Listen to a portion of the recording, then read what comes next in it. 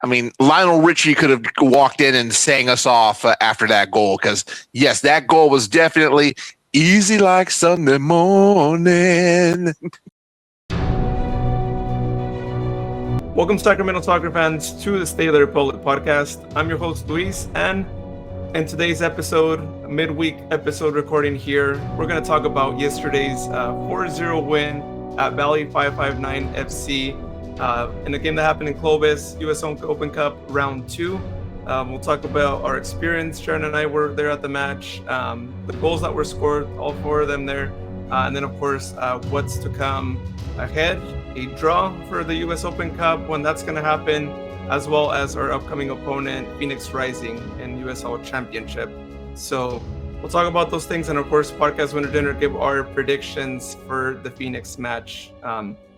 All right. Well, today we don't have a full team. We are missing Riyadh, but he did give us his predictions, so we'll have those to mention here. But we have Sharon and Jared. First, let's go over to Elk Grove with Sharon. How are you doing, Sharon? I know that a lot of us that went to the game didn't sleep that much. So how are you? Oh, it's the mute. Mute's making a comeback.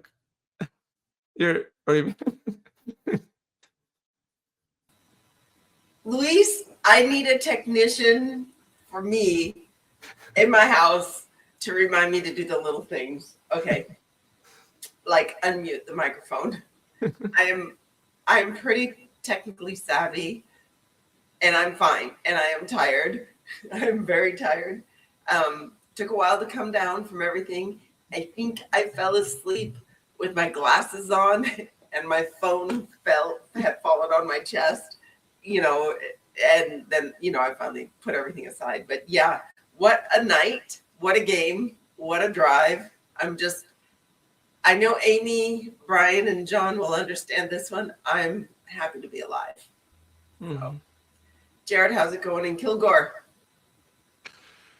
Going pretty breezy around here, but other than that, no rain. So, and glad to hear you got home safe, frazzled, I'm sure, but safe is definitely more important as far as that goes. But no, it was a great match. It's a very positive match, and I can't wait to get into it. Yeah, no, the drive back. For those of you who made the drive out there, the kinds of storms that we had to put up with at almost every city that we were driving through. And I feel for everyone who drove from the Sacramento area, right? Because you still had so much more of that. And I was just thankful to get off the freeway when I did out here in Modesto. So, yeah. But talking about the game, though, let's go ahead and get right to it because, yeah, thankfully the rain that we experienced driving back wasn't the kind of rain that was at the match. Now, for those of you who saw it on TV, it may have seemed like it was more rain than it really was. And as Sharon described it, it was more of a drizzle. And thank God they allowed a few umbrellas. Even Sharon had her umbrella there. So that was great on them for doing so, right? Because most stadiums don't allow that, right? Because they see it as a weapon, and understandably so. But they had that. Some people were wearing ponchos. But on the field, though, didn't affect much, right? You may have had a slip here and there, but good thing for us, we scored early on in the match that wasn't too much of a concern, right? Other than the potential for injuries, of course, which as far as I know, everyone's healthy, right? There was no injuries that happened because of this. So that was good. But I want to go first to you, Sharon. What were your observations in this 4-0 goal fest of a match? Okay, so my observations were, and you heard me say it on the prior podcast, that I was concerned about Quincy, and rightly so. I mean, one of the tackles that he did against Michel was pretty brutal, but he is very fast. So I was expecting an incredible, and they were actually very good. These guys were very, very good. And, I think Milton Blanco gets the most out of the people that do play for him. Controversial kind of a coach guy. But at the end of the day, when we finally scored and then scored again and then scored again, they had some answers, and Danny had to make some saves, and he had to come up big. And our defenders, we all saw the save that Lee did where he moved the whole goal back a few feet. Because of how we played, and we earned that win clear. The officiating was fair, honestly. I think Bobby Vicente makes a better center ref, to quote John Crawford, than he does a fourth official. I thought he was very fair, except towards the end of the game when he took the bench and then carded our coach. But that was the waning moments of the game. Doesn't matter. I expected a hard game.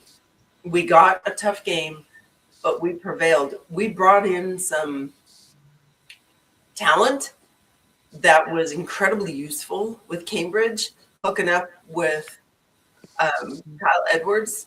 That was just a blessing. And Dominic Vonner showed us everything that he knows how to do. So being there and being at the crowd and being surrounded by, I don't know how many people we had there, in our little section. There were a lot of people that made the trip. And I got to give praise to those who did, and also to the front office staff who came. Grace and Beth were there. And then Amy Hanrahan, she rode with us in the car with Brian Denzel and John Crawford. There was just an amazing number of our fans. So the whole experience was great. Even though it was a high school stadium, that pitch was beautiful. Better than, you guys, it looked like a carpet. I mean, it looked like artificial turf, and it was not. It was real grass. So, yeah, even on TV, it looked like easily looked like Academica's field by how green and luscious it was. I mean, hell, I wish we had a field like that. But yeah, this match was just. I mean, we needed this boost as far as for morale, obviously progressing in the Open Cup, and just seeing Brandon Cambridge. That man is an ankle snatcher. I mean, I don't know if you saw him break some ankles out there, but man, it was just amazing how he put him on skates and was able to get the ball progress. I mean, first match, I mean, not league play or anything like that, but first match, and he's already paying dividends. So I'm definitely loving this pickup. I know it's only possibly a 25-day contract, I think it was. We better squeeze as much as we can out of those 25 days, or even better, just sign them on. But I know that decision is going to be later on. But aside from that, I mean, we had Lee Desmond, scoring the initial goal. We had Dominic Vonner getting one in. And then, of course, we've got yet another dentist in the house in Kyle Edwards with the brace, just sealing it. I mean, I was expecting a tough match on this as well. And in some aspects it was, but you couldn't really tell by the score, of course. I agree. The score, I mean, okay, so in the stands, to be fair, we were joking, can we please have 6? Once the guys got like 2 in and then they got the third one, we're going to 6. We're going to go to 6. And I don't know if our players didn't necessarily want to spank Valley that hard, but I'll tell you, it looked like we had plenty of chances to go all the way to 6 and not just 4. I mean, I'm not being greedy or anything like that, but it was nice kind of, chatting with the people around me, including William Bijev and Lainey, his wife. And it was a good day. And Tim Holt was there, the president GM of our club. He was standing in the way back up at the very top. Totally a slender man with hardly a jacket, right? Getting drenched because he's at the very top of the stands, and he's just watching this whole thing intently. He actually thought that potentially thought that the Quincy foul against Michelle should have been straight red because the way, yeah. So it was hometown. I mean, it was nice. I think we could have had 6. We could have pulled 6 out of the hat. Oh yeah, it could have happened. But yeah, it was nice meeting Tim. I will say Tim's a really cool guy, and to see him make the trip with the team, especially early on in the U.S. Open and these away matches, is a great thing, right? I mean, it's not every day you get to see a club president being out there, especially at a high school stadium in these early rounds. I mean, maybe you might see more of that in the MLS rounds, right, where you have some MLS teams you're playing against or traveling to MLS venues. So yeah, I mean that's really cool to see that of him, and yeah, great to see him out there. But yeah, going to your point of the goals, yeah, could have been more. I do really also feel like the team could have scored more, but I think that at some point they were like, you know what, we got this game already. The weather isn't helping either, right?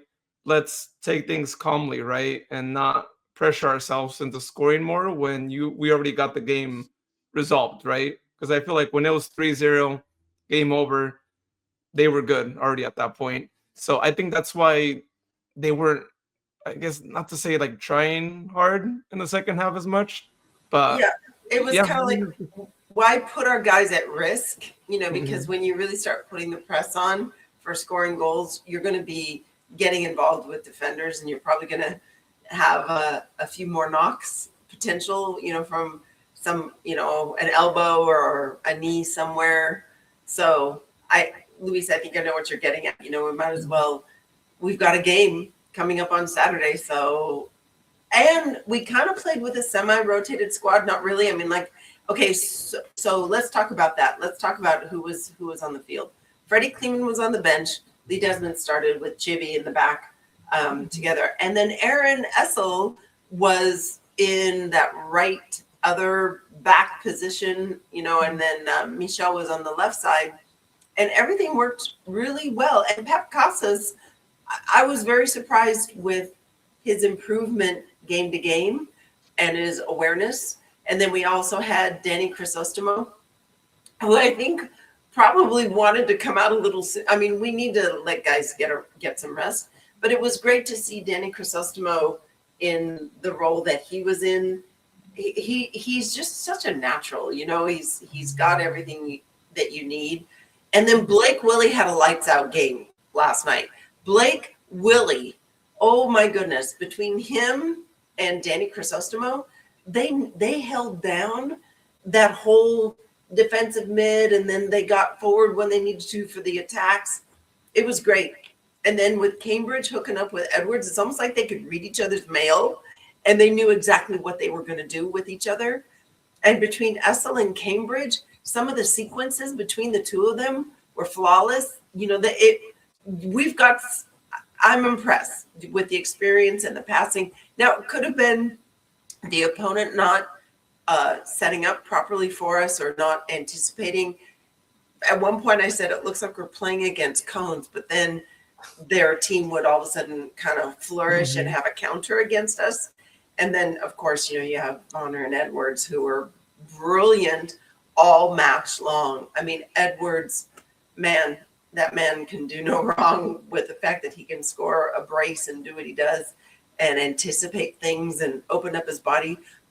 So the goal that he scored with Cambridge's cross, if you look at that closely, the way that he let the ball travel across his body, and let's talk about some of these goals. Let's Yes. Yeah.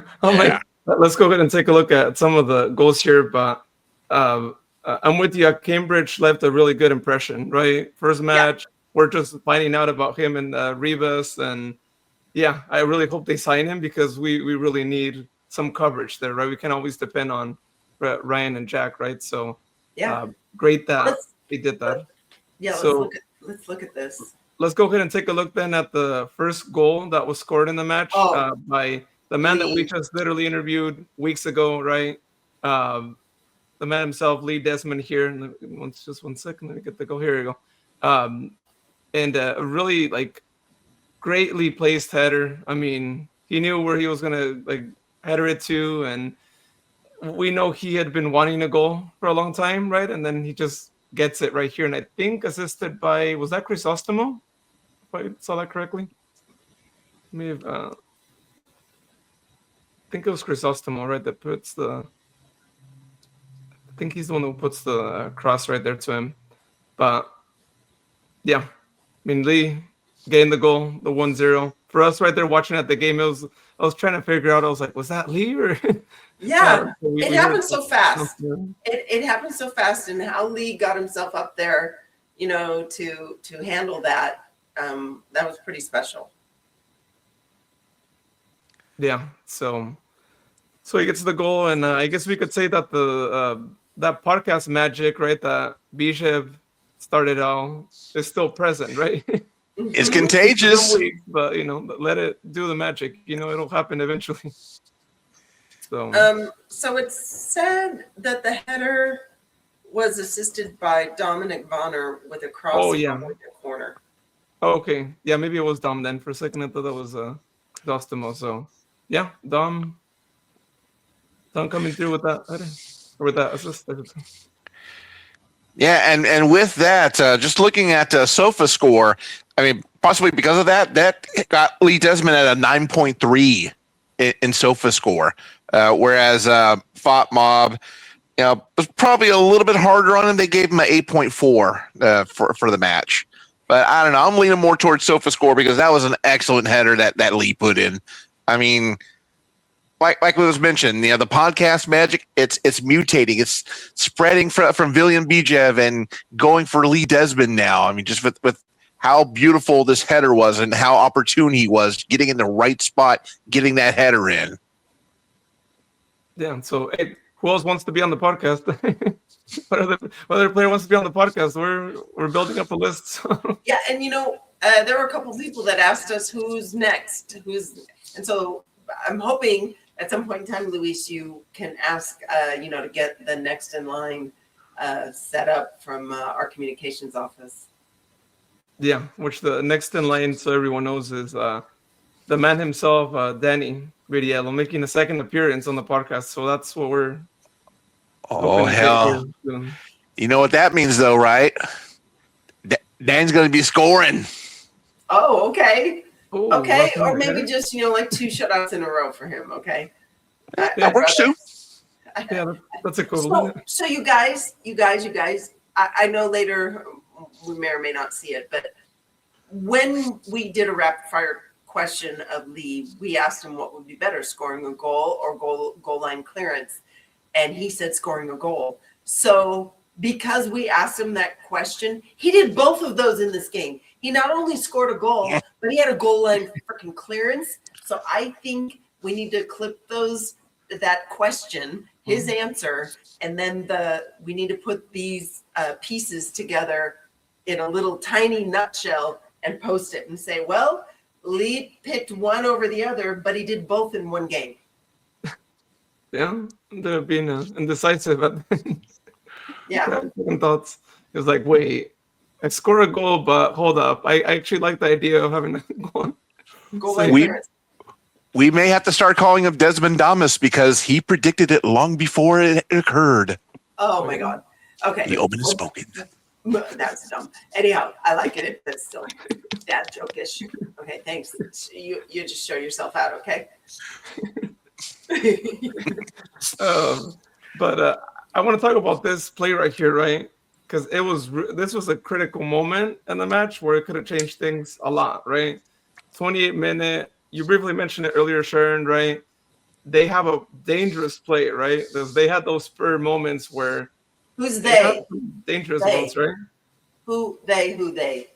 We're talking Bally, right? So they end up placing a shot that could have been actually a pretty good goal for them, right? But to our luck, ends up hitting the far post, right? And then not going towards one of their guys directly necessarily, right? But our team had pretty good coverage after that to prevent anything else from happening. But if this one would have gone in, maybe we don't see a high scoring game, right? Maybe things changed a little bit, right? Well, anyhow, it didn't. It deflected back the way it came kind of weirdly. Instead of deflecting to the outside, it hit the far post and it came back across the face of the goal. And Danny didn't knock it in. Thank God. He had enough vision. So it didn't go in. So we could suppose things all night long, but it didn't go in and they didn't recover it. So that was good. And then now you're showing, so just so those of you who are listening, we've moved on to the Vonner breakaway, which was a wonderful passing sequence to spring Vonner free. I believe the ball comes from Kyle Edwards. It was, there was a little touch with Pep Casas and Kyle Edwards involved, but it springs Vonner free. He takes off like a rocket up the field. 3 guys close in on him. He gets around 2 of them, still has room. And the next minute you see him with his left foot getting balance on his right foot, the one you stand on. And he opens up his body and takes a shot as the keeper's lunging towards him. And it goes in the net. Vonner's goal. It looked clunky and clumsy, but he was dancing and staying upright, which the announcers, because I rewatched this game today, the announcers were very surprised at how easily he stayed on his feet, juked the 2 guys, got the ball in the back of the net. But he had 3 guys closing in on him. 2 closed him hard. They kind of dove in a little bit. The last guy was a little late. If you have not seen this replay, watch it, because this is beauty on 2 feet. And this was like a ballet, more or less. I mean, the way he was able to move, rotate his energy, still maintain footing, and then get that left foot goal right in. I mean, that was just a thing of beauty. And, I'll put it this way. My name ain't Liv Morgan, but he is Daddy Dom with that kind of moves. Yeah, There you go. Thankfully, that right foot of his was able to trap the ball there, right? Because it accidentally hits right his right foot, and he kind of assisted himself in a way. And I think that's what threw out the goalkeeper, right? You're right, hon. He's keeping possession. There was one view of him coming at the goal in one of and I don't know if it was during the game when they showed that replay. I don't know if it shows in the highlight, but during the game they actually showed a different view of how he dribbled and how he kept the ball within his possession, and that's just skill. That's just skill. This highlight reel doesn't show everything. It was the actual game footage that showed how well he was working to keep possession. That kind of intense body positioning when you're running full clip and changing direction, as Jared just mentioned, and swiveling the hips, that's strength. That's inner core strength. It's regular humans don't have the kind of strength that soccer players do. Let's face it, these guys are kind of unicorns in a way, because they're the way that they work out, the things that they train to do, the fine muscle detail, that Katie has them working on and our trainer has them working on to build the areas, and Luke, to build the exact coordination that's needed to play this sport. It's so intense and it's so specific, and we just saw it happen with Domi.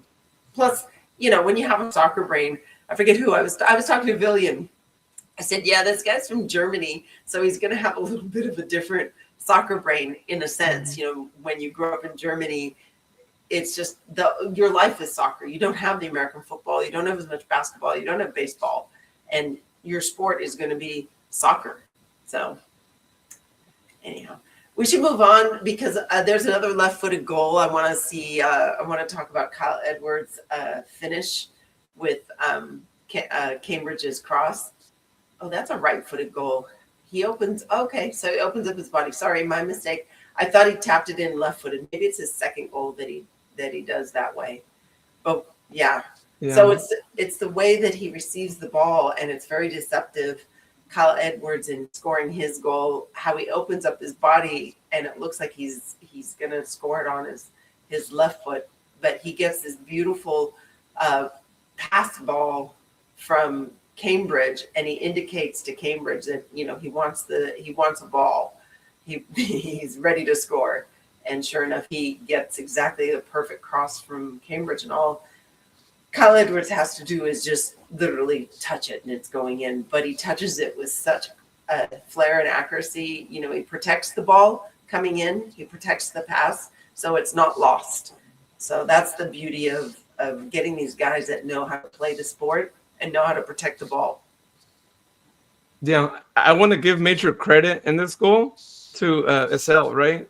Because Ethel, yeah. or Edsel, yeah. I have to, he's the one who actually sees the vision, right? He connects with Cambridge well, and it's funny, right? Because these are two of our newer guys, right? Yeah. Like the or like I mean, Cambridge just literally just joined maybe a few days ago, and they have this sort of connection here in this goal where you, if you didn't know how long they were with the team, you would have thought, oh, these two guys played with us last season, right? Because look at how well they know each other, right? Where one's gonna move. So, So right. the vision that he had Yeah, was yeah, you said it. amazing, right? Like just to see him make the move there, and then of course Kyle knows where to be at there to get that. I mean, these three guys had such a great connection there that I hope that they sign Cambridge. We need them to sign Cambridge. Cambridge. Rivas as Yes. well, but I think Cambridge is the one who like earned his like contract in this match already. Cambridge. Cambridge, yeah. I need to, so, yeah. It's funny because you're pronouncing the words as though, well, I know how you're pronouncing them. Yeah. Yeah. Either way, Tim Holt, if it takes me bringing some HEB groceries and pastries, get him signed, please. It was a lot of fun watching that goal build up and then trying to figure out who all started all that, because I'm not used to Essel. I'm not used to Cambridge.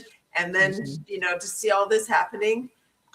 So if that's a rotated squad, what the hell? We'll take this rotation any day. And then we're going to get to some goodies later on in a couple minutes when we talk about having the academy players all on. That was pretty special too.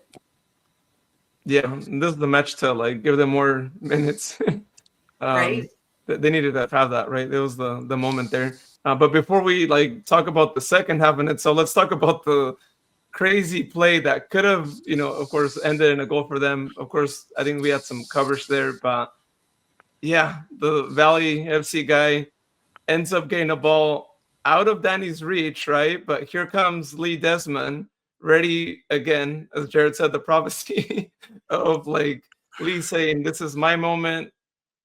The park, this probably wasn't happening, but we could believe it was, right? The podcast interview in his mind being like, here we go. Here's that line save that we talked about in the rapid fire questions. And sure enough, he does that. And not only does he do that, but he also at the same time, hey, why not? Like knock the goal net a little bit more. So that way we could be safe, right? It didn't go in.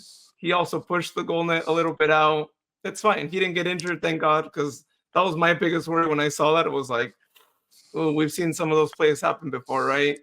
That's prone to a big injury when you hit the goalpost. No, he did. Correction. He got a black eye. He did. Oh, I mean, like as in, like he was still able to like play. Like this didn't cause him to get subbed out. Like we've seen maybe other. Yeah, but when you say he didn't get injured, oh hell yeah, he did. He got a black eye. But I didn't see a black eye. Yeah, but wow, yeah. Lee doesn't care about that stuff. Yeah. Lee can play. He did. He played with stitches and a head wrap, because he busted open his face one time. No, Lee's a different. He's in a different class. The man is picking up where Dan Casey left off as far as being the Mick Foley of the squad. We see this man hustle as fast as he can, gets in there and denies the goal, nearly splits his uprights in the process, but thankfully, nothing too bad other than the bruised eye. But yeah, this is why, he's captain. He's proven it. He goes and he puts his body at risk. Against better judgment, but ultimately it still denies the goal and ends up smacking the net like it was the NHL. Thankfully, it gave way, because if it was sit there solid, then yeah, that probably would have done a lot more damage. But Lee, we love what you do, but please be careful. We already got a banged up squad. So this is interesting. Had they been playing at Heart Health Park and he had to do that same thing, our posts don't move. They're in the ground because that's regulation. They have to be affixed. We're lucky this was a high school field where that rule had to be overlooked, so to speak, and that goal moved. Because if that goal was not mobile, that would have been a different story. We would have seen more than just a black eye. I think at any rate. So it wasn't too long after this that we saw a foul committed by Quincy. Wasn't it just after this? Yeah, I think sometime. Yeah, I think after that. Before we move on to that, though, I do want to say that as much as I praised SL earlier, in this case, there was no communication with Chibi, right? So they might want to fix that part right there because, again, it could have potentially caused us to have a goal against. Yeah. Granted, it would have been a 3-1, but still, at halftime 3-1, maybe that changes things. So I do want to say that. He did great in the other one, but here, you have to have good communication. You can't just give a pass like that if the guy you're passing to is not aware of that. So not sure if it's Chibi or him or who's the one who had the miscommunication there, but yeah, we just got to watch out and not have mistakes like that because we want to make sure he's healthy. We can't always depend on me. Like you said, at home, that could be a whole different situation. So let's not put him at risk of. There you go. Well, moving on. So let's go ahead and move on to, I think, you're right. I think it was, the situation. I think this was the foul. If I'm not mistaken here. Here we go. So the crash between Quincy and Michelle Benitez, right? And we were there at the stands. We even heard the noise. I think you mentioned something, right, Sharon? I think you were like, "Oh, you heard like just the noise, the impact, right?" Yeah. But what disappointed me a lot was seeing that Quincy didn't bother to say anything to Michelle, right? He just kind of walked it off. He walked like as if nothing had happened.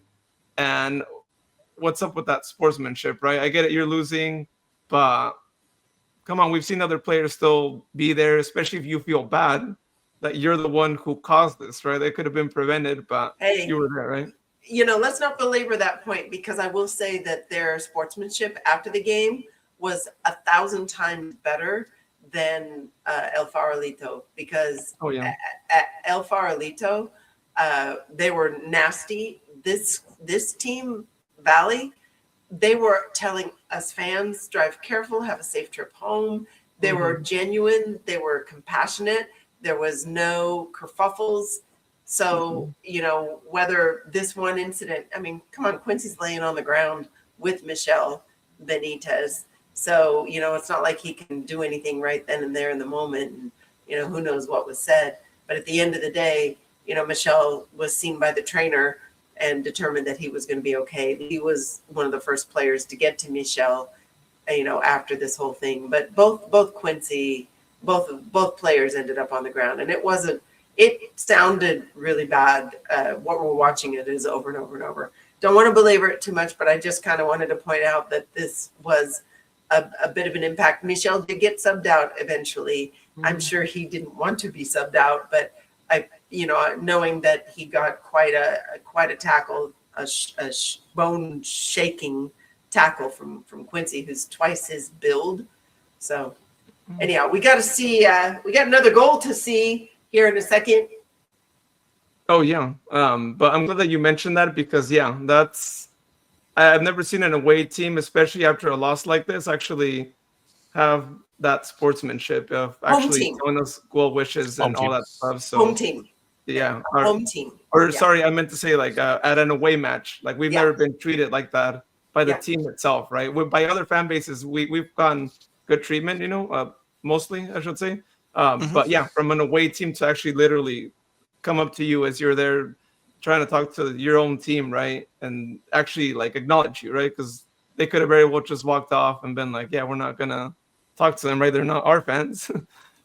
So shout out to them for doing that. And like you said, telling us to drive safe. That's always a great thing. But let's go ahead and move on to the goal that we scored in the second half, the 4-0, which also added Kyle to the Jared's list, right, of like the dentistry, right? The school of dentistry that we're getting more people, right? Formerly it was a Jago, right? That was in the school of dentistry, and now Kyle joins the dentistry this year. So let's go ahead and I think it's more here towards the end of the highlights here. But here we go. There's a play starting off with a Dom seeing Kyle open there, and then Kyle makes it look easy, right? How he just places the left-footed shot to the corner where the goalkeeper can never get to it. Yeah, I mean, Kyle makes it look easy, right? Every time he places a shot, it's like, it's nothing, right? I mean, I get to the ball, I shoot, and I score, right? So that was interesting because I'm not sure if it was his first goal or his second goal, but I was trying to get the capo for Tower Bridge Battalion to just do a chant called "That was easy," because it literally, these guys made some of these goals look really easy. The one from Cambridge to Edwards, it looked easy. This one here with Edwards shooting on his left foot, not his right foot, he just made it look easy. So it might have been after this one that I was like, we need a chant, that was easy. And not that you want to kind of make fun of the other team, but at this point, it was like, you guys are letting us kind of walk in and you're not picking up the danger, the two dangerous players, which was first Dom with the ball and then Kyle with the ball. They didn't really close down and do the pressure correctly to prevent the goal, which is great because that means we scored and off to the races. And as we saw in a little of the video before this goal, I mean, we saw that ankle snatching that was not even reported by local authorities. So, yeah, because right now, for those of you that are listening, we were kind of watching this happen in broad daylight, more or less. But the goal itself, I mean, Lionel Richie could have walked in and sang us off after that goal because, yes, that goal was definitely easy like Sunday morning. There we go. Coming up with all the good stuff. So that was the 4-0. We thought, I mean, at this point, there could have been more goals. I mean, Sharon was saying earlier the 6-0. I was kind of hoping for a 5-0 so that way you could just say, like, hey, give me a high five after the match. But at the end of the day, we still got to see 4 goals, and it was still great for us to be out there seeing some players who wanted to get their goal, other great assists, lots of great plays happen. And yeah, I mean, we felt good, especially those of us who made the drive out there and having to drive anywhere from 2 to 3 hours and a half made it worth it, right? Being able to celebrate these 4 goals there. So let's talk about the fact that we had some of our academy guys on and they actually looked pretty good. I will say, it's beautiful to watch, Blake Willie, and it's beautiful to watch Chibi play. But to get Strasburg on the pitch, he's fast. I don't know if you were watching him. Dude has some killer speed. He has a very fast first step, which is not very common.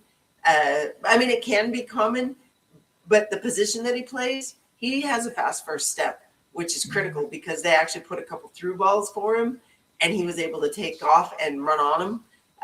And he was getting stuck in. I mean, remember when Blake Willie first started to play on the first team, and he was trying to get stuck in, right, to kind of show that he belonged with the big boys. Well, Luke did it right away. He got 2 fouls called against him because he was getting stuck in. I mean, he was doing what he was supposed to do, and no problem. He was out there to do a job, and he did a good job. So he didn't get very many minutes, but it was still pretty good. And then we had the other academy player. Help me out with his name. Montero. Montero. I don't remember his first name, but yeah. He looked really good too. The number 45. He was holding down the fort on the right side. So he looked fine. He looked fine. These guys the kids are okay. That movie, The Kids Are Going to Be All Right, or The Kids Are Okay. Jared, what's the name of that movie? Well, I don't know about the movie, but I know Kylie Minogue and Robbie Williams did a song like that. The Kids Are All Right. Kids Are All Right. Yeah. So I think we're in good hands. We're in good shape down the road. It's been lovely seeing Blake Willie progress and to see him have a really good breakout match, that he was really dominant in the roles that were asked of him. So, at one point in time when he was taking off in a sprint, Blake is the first person to admit that he's not the fastest guy on the team, but he broke out into a sprint to chase down a guy or maybe to evade a guy. Maybe I'm trying to remember if Blake had the ball. I watched it today, but I'm like blanking out.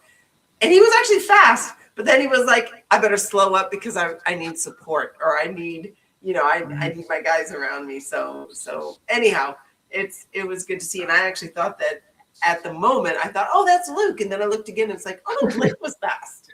So it's good. So the game ended 4-0. We got the academy guys in. That we were able to see people and have fun and chant and do all those things. And there were some points given out in podcast winner dinner. Mm-hmm. Oh, yeah. A lot of points given out. It's almost like they scored their goals and then we also got our points. Like everyone got a lot of goals and a lot of points here. But before we talk about that, I do want to actually mention for everyone, as we're recording, there's some Open Cup games going on as well. But the draw, actually, we were wrong. It actually won't be on Friday this week. Given that all the games are going to finish today for the round, the draw is actually going to be tomorrow. Unfortunately, really early for us. I don't know why they have to do this to us, but it's going to be at 6 a.m. Pacific time. 9 a.m. Eastern is when they're recording that, and it's actually going to be on CBS Sports Golazo. So not on YouTube, which was also something that was surprising to me. But, I mean, anyone could just open CBS Sports and it'll be on there. Quick clarification, we're recording on Wednesday night. So if you're listening to this on Thursday, it's not a tomorrow. It's Thursday morning that the draw is occurring. So by the time maybe you're listening to this, unless Luis posts it right away, by the time you listen to this, the draw may have already occurred. And so we will know our opponent, which will be most likely an MLS squad. And Rion assured us that San Jose has already been deemed given a home match. So their entry into the U.S. Open Cup will be in their home stadium, San Jose Earthquakes. We don't know if that's who we play.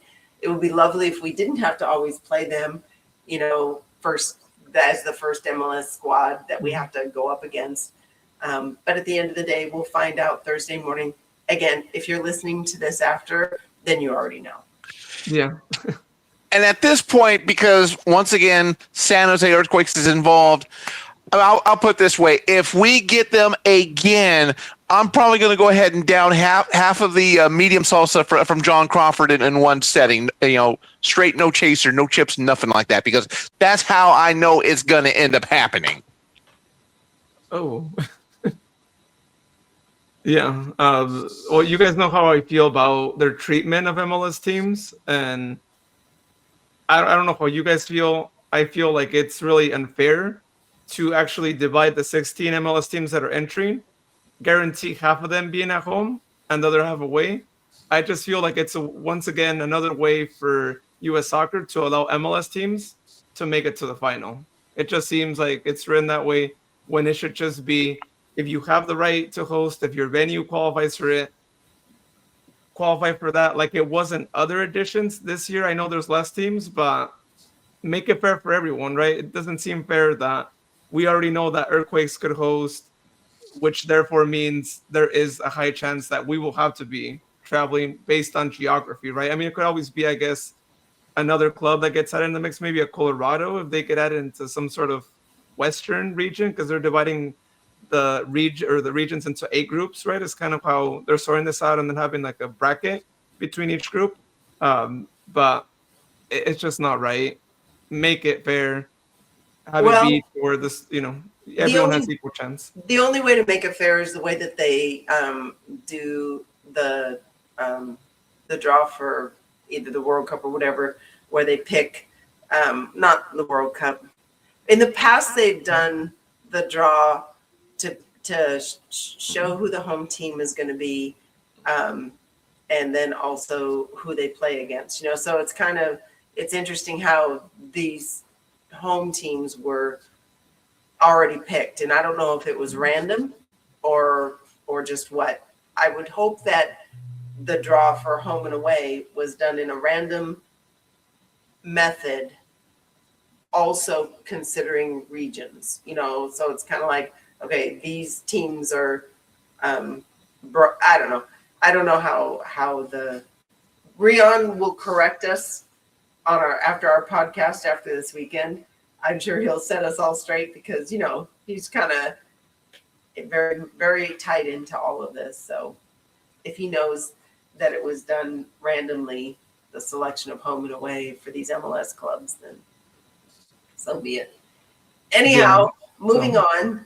So if you're listening to this and you already know what's going on, great. Yeah. So the sooner we get off this podcast, the quicker Luis can probably get it posted. Yeah. But yeah, so that's gonna be that. We'll see. But I also would say we're gonna play against Earthquakes. It's gonna be away. So we'll see. We'll see if we were wrong. But yeah, I also think that. But yeah, you had something, Jared? I was going to say death, taxes, and those effing earthquakes. Yeah, it's a shame that like if we would play against them, it wouldn't be at home, right? Because we know how our games are against them at our house.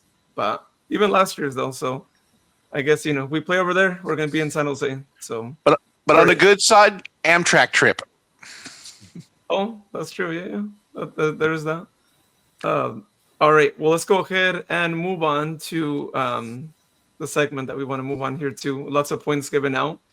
So let's go ahead and pull up our good old spreadsheet right here for podcast winner dinner. Let's see how many points are given here. So, all right, let's move on to the U.S. Open Cup section here. Here we go. All right. So for this one, Sharon got 3 points. Guessed one of the goal scorers, Edwards.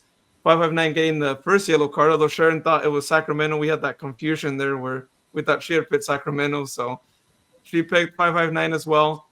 And then no to extra time gives her 3 points. Jared got 2 points. He picked Dom was one of the goal scorers. And then no to extra time. I get 4 points. I got Edwards and Dom as the goal scorers. 559 is the first yellow, no to extra time. And then Rion got 2 points. Edwards as the goal scorer. And then no to extra time. So standings are as follows here. We got myself now in first place, not sharing it anymore. And then Sharon and Rion are now in second place, tied. And then you got Jared there, still in the basement there, 6 points, but not that far away still from being able to be in second place there with Sharon and Rion. So. Sorry, Jared. All right, let's go to this weekend's picks. So you already put Rion's in for this weekend. Yeah. So I guess I'll mention Rion's first here, so the listeners can know about it. So scroll, you can't see it. Can't see it. All right. Hiding. The banners are there. You go. Oh, there you go. Yeah. So Rion actually guessed a Sac Republic 2-1 win with the Jago scoring the first goal and Dom being the backup. For the first assist, he had Michelle Benitez with Cambridge being, or did I say that? Cambridge. It's going to take some time, but I'll get it. Cambridge being the backup there. And then for the first team to get the yellow card, he goes with Sac Republic. And then for the first player to get that yellow card, he says Michelle. So, Sharon, you want to go next? Sure. So I also have 2-1 with Sac winning. My goal scorers are going to be Ajago and surprisingly for backup, I'm going with Pep Casas because he's starting to look kind of brilliant now. Thank you. And then my assist is going to be Cambridge first with Benitez as my backup. Kind of hoping that, Cambridge gets a start. And I got Sac with the first yellow. And the person I'm debating between Crisostomo because he got one this last time or Mark Anthony K. And, is Mark Anthony K, I mean, like based on what we saw this weekend or this Tuesday night, do you think he's going to be back in the starting lineup? I mean, we had a pretty good start, but again, it's Phoenix. We're going to need Mark Anthony K's brute force. So I'm going with Mark Anthony K. All right, Jared. All right. I'm actually going to call it a little tougher than that. I mean, as much as I would love for us to dogpile against Phoenix, it's not going to be a shootout. I'm going to say Sackett wins 1-0. For goals, and I don't know if they're going to start or not, given the fact that they just more than likely put a full 90 in. I want to go with Dominic Vonner. for our goal scorer. And if he doesn't see the pitch, I want to go with a Jago because we need more of that bear celebration. As far as, let's see, next one, I am going to go with, for assist, I'm going to go with Lee Desmond. Now, I see him getting one. If that doesn't go through, then perhaps Freddie Kleeman. We'll go there. For yellow card, I'm going to say Sack. We end up getting it. And then who gets that, I want to go with, I'll say Ryan Spalding. I'll just throw that out there. Okay. All right. For my prediction, I'm going to go with the clean sheet for Danny, but I'm going to say 2-0. For the first goal scorer, I'm also going to go with the Jago. As my backup, though, I'm going to go with, let's see. I'm going to go with Michelle Benitez as the backup there. For the first assist, I'm going to go with Ryan. As a backup, I'll go with Cambridge as well. I said it right? First yellow card. You know what? I think it's been doing me well to say that we don't get the first yellow card based on this last match. So I'm going to go with Phoenix. Dude, you just said Sacramento was going to get the first yellow card in the last match, and we got it. So come on. Are you talking about home games? No. I said 5:59. Oh, that's right. You did. That was the home game. Yeah, I was talking about the last about yesterday. Okay. Yesterday's game there. And then for the player to get the first yellow card, let's see. I'm gonna go with Freddie. Sorry, Freddie, but I'm gonna go with you because I have a feeling he's gonna start. So yeah, that's what. So we got. Final parting words. Shout out to Rion for putting the match recap together so quickly and getting it up. Brilliant stuff. And, shout out to everybody who went to the game, and go Republic. If this makes it in time and you're trying to find where the draw is, you can get the Pluto TV app. Golazo is free. Both the app and the channel are free. Go Republic. Yeah. As for me, shout out to everyone who went to the game yesterday. It was really awesome. Anyone who didn't go, highly recommend you go to the next one, even if it's not at home. Make the travel. It's worth it. These cup games are intense. Also, thank you so much to everyone who's watched and listened to the podcast, whether it be on the podcast or on YouTube. We see the listens go up, and even though we've only had the last episode up for just 2 days here, we're already up there. So shout out to you guys. There's the reason why we ended up recording this post-cup one, because we saw good numbers in the other one. So we know you guys want to hear about one match and maybe not necessarily always about two matches, so we can break down the length of a podcast episode like we are here. So with that being said, y'all, again, check out sacsoccerpod.com. We thank you so much for listening or watching to this episode, and catch, by the way, the game day video from yesterday that will also be on the YouTube page. We'll post when that gets added, so be on the lookout for that so you can see the behind the scenes of yesterday's game. So, all right. With that being said, have a good morning, good night whenever you're listening or watching, and you'll hear us next week here on Stay Republic Podcast. Cue the music. Good night, everybody.